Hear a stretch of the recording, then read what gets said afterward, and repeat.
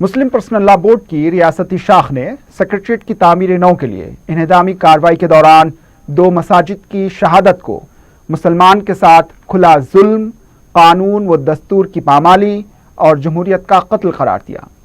حیدرآباد میں بورڈ کے اراکین اور مسلم تنظیموں کے اجلاس میں تلنگانہ حکومت کو 2 ہفتوں کا وقت دیتے ہوئے انتباہ دیا گیا ہے کہ حکومت 2 ہفتوں کے دوران اپنی سرد مہری توڑ کر قابل اطمینان اقدامات نہ کرتی ہے تو ساری ریاست میں جمہوری طور پر احتجاج کیا جائے گا۔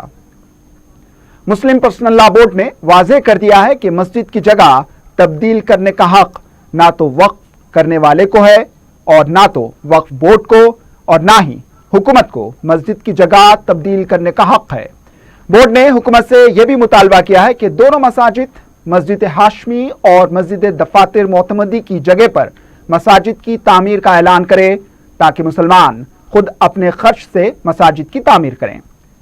بورڈ نے وقف بورڈ کو متنبہ کرتے ہوئے کہا ہے کہ اس کا کام مساجد کی حفاظت کرنا ہے اور اس کے لیے ضروری اقدامات کیے جائیں۔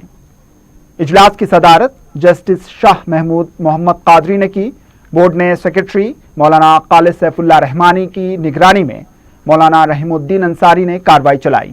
مولانا سید اکبر نظام الدین حسینی امیر جامعہ، حامد محمد خان، ضیاء الدین نیر، مفتی غیاث رحمانی، سید اولیاء حسینی، حافظ پیر شبیر احمد،